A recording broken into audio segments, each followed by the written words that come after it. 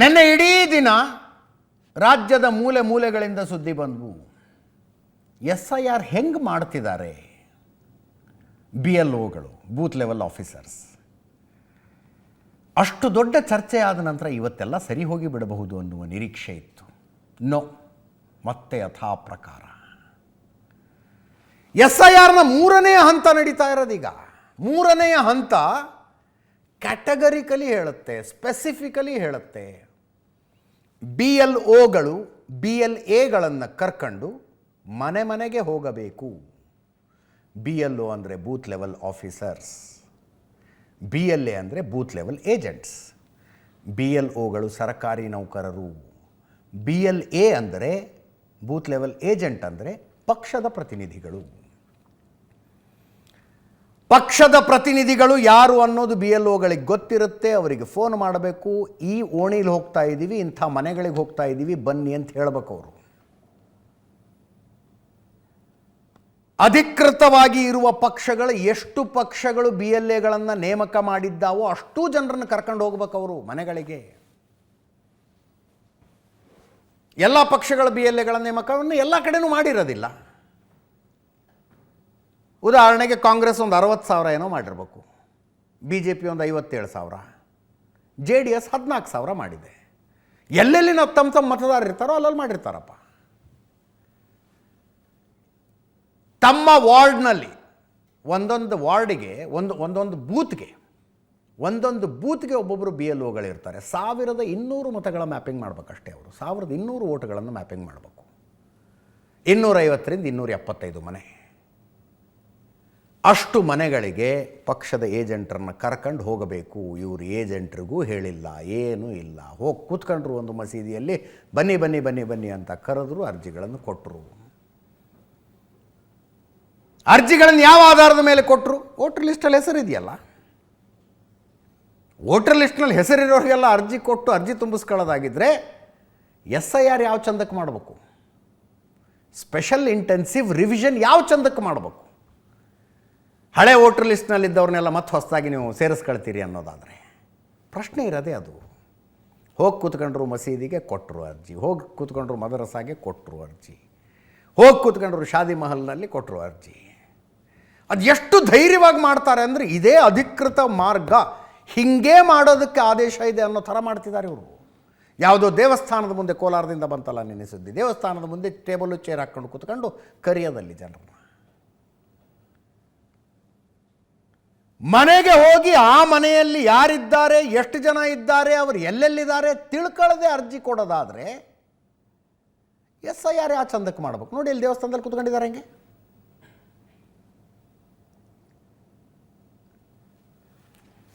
ಇವತ್ತಿನ ಸುದ್ದಿಗಳಿವು. ದಾವಣಗೆರೆಯಿಂದ ಒಬ್ಬ ವೃದ್ಧೆ ಪರದಾಡ್ತಾ ಇದ್ದಾರೆ. ಅವರು, ನಮ್ಮ ಮನೆಗೆ ಯಾರೂ ಬರ್ತಿಲ್ಲ, ಫಾರ್ಮ್ ತುಂಬೋದು ಹೆಂಗೆ ಅಂತ ಗೊತ್ತಾಗ್ತಿಲ್ಲ, ನೋಡಿ ಇಲ್ಲಿದೆ ನಂದು ವೋಟರ್ ID ಅಂತ. ವಿಜಯಪುರ ಸರ್ಕಾರಿ ಶಾಲೆಯಲ್ಲಿ ಸಾಮೂಹಿಕ SIR. ವಿಜಯಪುರದಲ್ಲೇ ಸಿದ್ದರಾಮೇಶ್ವರ ದೇವಸ್ಥಾನದಲ್ಲಿ ಸಾಮೂಹಿಕ SIR. ಕ್ಯಾಮ್ರಾ ತಗೊಂಡೋಗಿ ಇದು ಏನು ಮಾಡ್ತಿದ್ದೀರಿ ಅಂದ್ರೆ, ನನಗೆ ಮಂಡಿ ನೋವು, ಓಡಾಡಕ್ಕೆ ಬರಲ್ಲ ಅಂತಿದ್ದಾರೆ BLO. ಮಂಡಿ ನೋವು ಇದ್ದದಕ್ಕೆ ಓಡಾಡಕ್ಕೆ ಬರ್ತಿಲ್ಲ ನಮಗೆ ಅಂತ. ಅದಕ್ಕೊಂದು ದಾರಿ ಇರುತ್ತಲ್ವ, ಮೆಡಿಕಲ್ ಸರ್ಟಿಫಿಕೇಟ್ ಕೊಟ್ಟು ಈ ಇದರಿಂದ ನನ್ನ ಬಿಡುಗಡೆ ಮಾಡಿ ಅಂದರೆ ಮುಗಿತಪ್ಪ.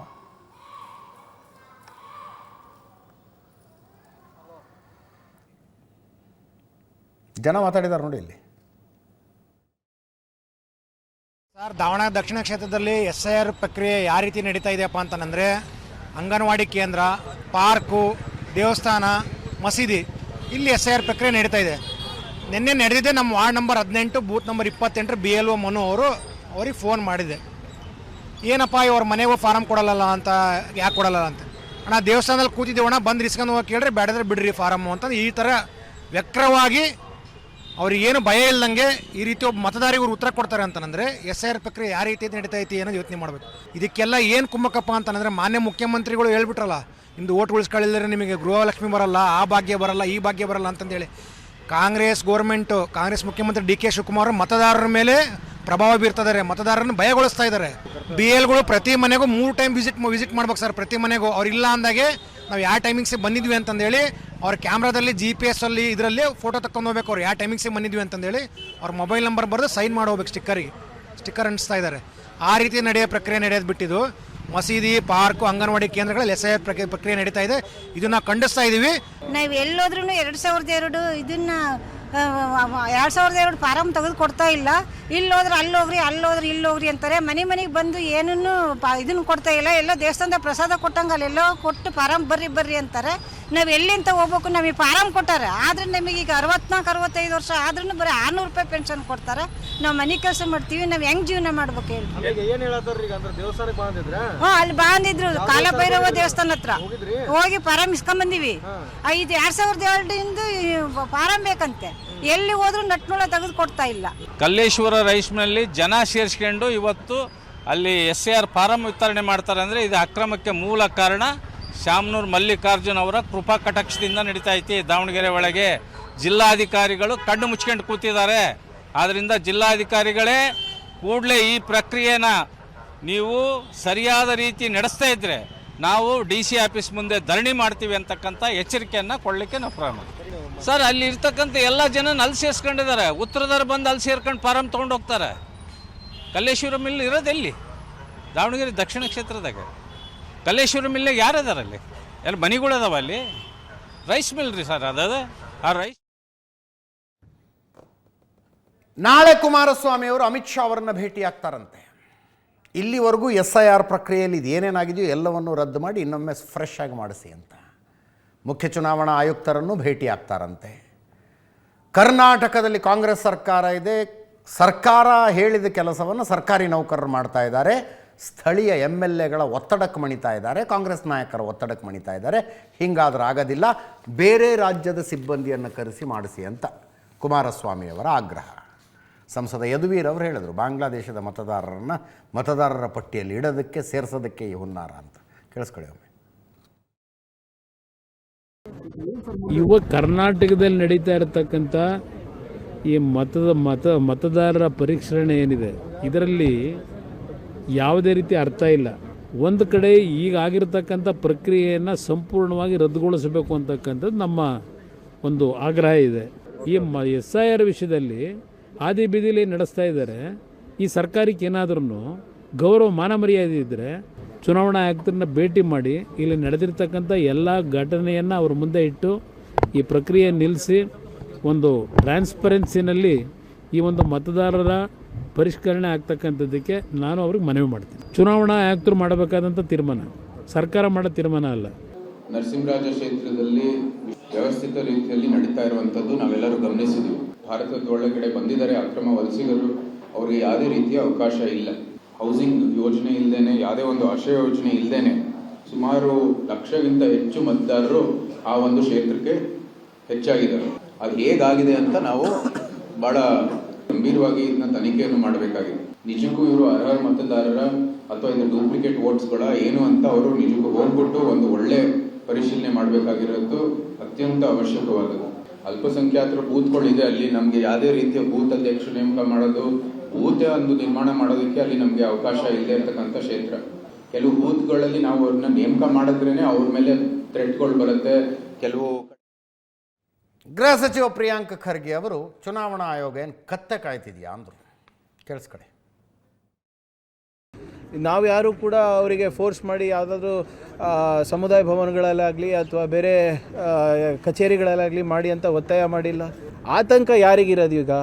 ಅಲ್ಪಸಂಖ್ಯಾತರಿಗೆ, ದಲಿತರಿಗೆ, ಹಿಂದುಳಿದ ವರ್ಗದವರಿಗೆ, ಆರ್ಥಿಕವಾಗಿ ಹಿಂದುಳಿದ ಮೇಲ್ವರ್ಗದವರಿಗೆ ಈ ಆತಂಕ ಸೃಷ್ಟಿ ಮಾಡ್ತಾರೆ. ಅದು ರಾಜ್ಯ ಸರ್ಕಾರಗಳ ಕಾಂಗ್ರೆಸ್ ಪಕ್ಷನ ವಾಡಿ ಎಲೆಕ್ಷನ್ ಕಮಿಷನ್ ಅವ್ರು ಏನು ಕತೆ ಕಾಯ್ತಾ ಇದ್ದಾರಾ? ಅವ್ರದ್ದು ತಾನೇ ಜವಾಬ್ದಾರಿ. ಯಾರು ಕೇಂದ್ರದಲ್ಲಿರೋದು BJP. ಮಾಡಿಸಿ, ಯಾರು ಬೇಡ ಅಂದಿದ್ದಾರೆ? ಪಾರದರ್ಶಕವಾಗಿ ಮಾಡಿ ಅಂತ ಹೇಳ್ತಾ ಇರೋದಲ್ಲ ನಾವು ಕೂಡ. SIR ಇರೋದು SIR ಇವತ್ತು ಚುನಾವಣೆ ಆಯೋಗ ಅದನ್ನು ಇವತ್ತು ನಡೆಸುವಂಥದ್ದು. ಇದರಲ್ಲಿ ಯಾರು ಕೂಡ ರಾಜ್ಯಕ್ಕೆ ಯಾವ ಆರೋಪ ಮಾಡುವಂತ ಅಗತ್ಯತೆ ಯಾರಿಗೂ ಕೂಡ ಇಲ್ಲ. ಇವತ್ತು ಅದರಲ್ಲಿ ಏನಾದ್ರು ಹೆಚ್ಚು ಕಮ್ಮಿ ಇದೆ, ಅಲ್ಲಿ ಚುನಾವಣಾ ಆಯೋಗ ಇದೆ, ಅದರ ತೀರ್ಮಾನ ತಗೊಳ್ತಾರೆ. ಅದಕ್ಕಾಗಿ ಯಾರಾದ್ರೂ ಮುಖಂಡರುಗಳಿಗೆ ಇದರ ಬಗ್ಗೆ ರಾಜಕೀಯವಾಗಿ ಯಾರು ಕೂಡ ಆರೋಪ ಮೇಲೆ ಯಾರ ಪಕ್ಷದ ಮೇಲೆ ಯಾರಿಗೂ ಆರೋಪ ಮಾಡೋ ಅಗತ್ಯನೇ ಇಲ್ಲ. ರಾಜಕೀಯವಾಗಿ ಆಡಳಿತ ಪಕ್ಷದ ಮೇಲೆ ಅದನ್ನು ಆರೋಪಿಸಬಹುದು. ಅದು ಚುನಾವಣಾ ಆಯೋಗ ಇದೆ ಅಲ್ಲ, ಅಲ್ಲಿ ಹೋಗಿ ಮಾತಾಡ್ಲಿ, ಅವರು ಆ ತೀರ್ಮಾನ ತಗೊಳ್ತಾರೆ. ಚುನಾವಣಾ ಆಯೋಗದ ಪಶ್ಚಿಮ ಬಂಗಾಳದಲ್ಲಿ ಚುನಾವಣಾ ಆಯೋಗವನ್ನು ಬಿ ಜೆ ಪಿಯವರು ದುರುಪಯೋಗಪಡಿಸಿಕೊಂಡರು. ಇಲ್ಲಿ ಚುನಾವಣಾ ಆಯೋಗ ಏನು ಕತ್ತೆ ಕಾಯ್ತಿದೆಯಾ? This is the logic. ಎಲ್ರಿಗೂ ಜಯವಾಗಲಿ. ಇದರೊಂದಿಗೆ ಇವತ್ತಿನ ನ್ಯೂಸ್ ಅವರು ಮುಗಿಸ್ತಾ ಇದ್ದೀನಿ.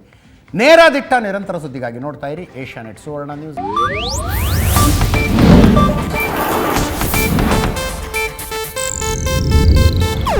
ಇದು ಏಷ್ಯಾನೆಟ್ ನ್ಯೂಸ್ ನೆಟ್ವರ್ಕ್ ಪ್ರಸ್ತುತಿ.